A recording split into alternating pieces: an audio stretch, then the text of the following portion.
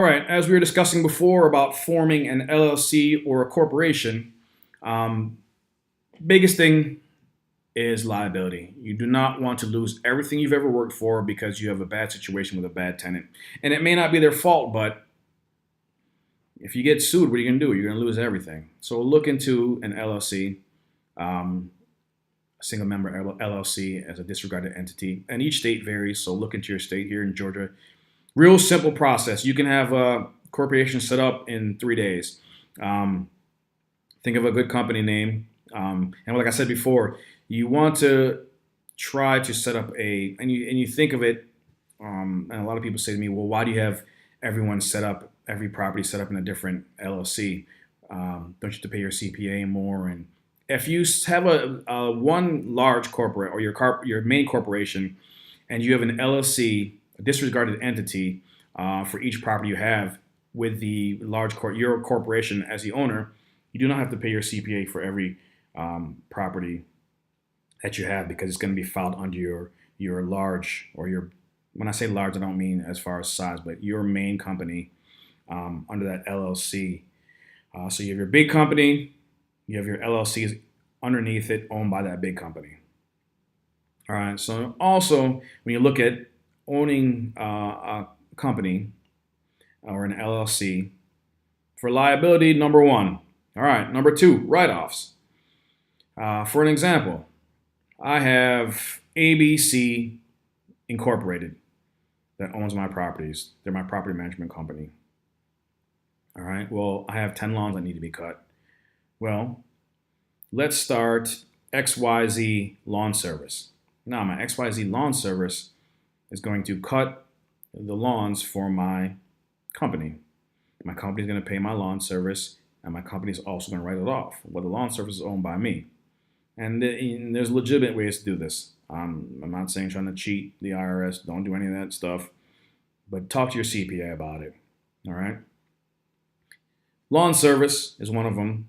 You got to get your lawn maintained if you have a single family residence and you have it in your agreement that you take care of any kind of landscaping. Right off. All right. You're going to need supplies. All right. This laptop I'm doing this on, I use 90% of the time for business. It's only really used for business and stuff like this. But a portion of it's a write-off. Your mileage. You want to go look at a new property? You write down your mileage. Okay. You want to go look at 10 properties? Write down your mileage. It's a write-off. Get a company credit card for the ease of your tax at the end of the year. Buy everything on your credit cards that are associated with the company.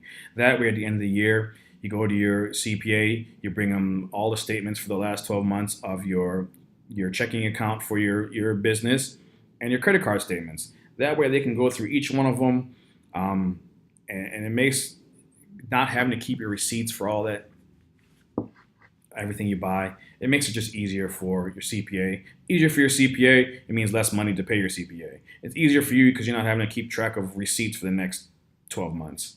If you have a home office or you're using a room, you're allowed to write off a certain percentage of the square footage of your office that you're using. LLC, incorporating. So that you need to look at any write-offs you can find. If you need to take some of your members out, potential investors in your properties to dinner is a tax write-off. I'm not trying to say cheat the government and make sure everything's legitimate, but I'm giving you little things that you can use to write off on your taxes to offset your profits, which offset your capital gains. Like I said, look into. I have a corporation. It's an S corp, so all of the taxes go back on my individual taxes at the end of the year, as well as a disregarded entity as an LLC. So all of it goes back on my main taxes anyway. So any profits, write-offs, and losses go on one. I believe it's a Schedule C. One other thing I need to mention: pay the professionals to do what they do. Don't try to skimp and save money, especially when it comes to your taxes, because they know loophole. This is what they do for a living. Pay the pros for what they do. You may save some bucks paying doing your taxes on yourself. You're doing your taxes yourself, but you don't know about all the write-offs that you have if you're not using a CPA. So pay the pros for what they do.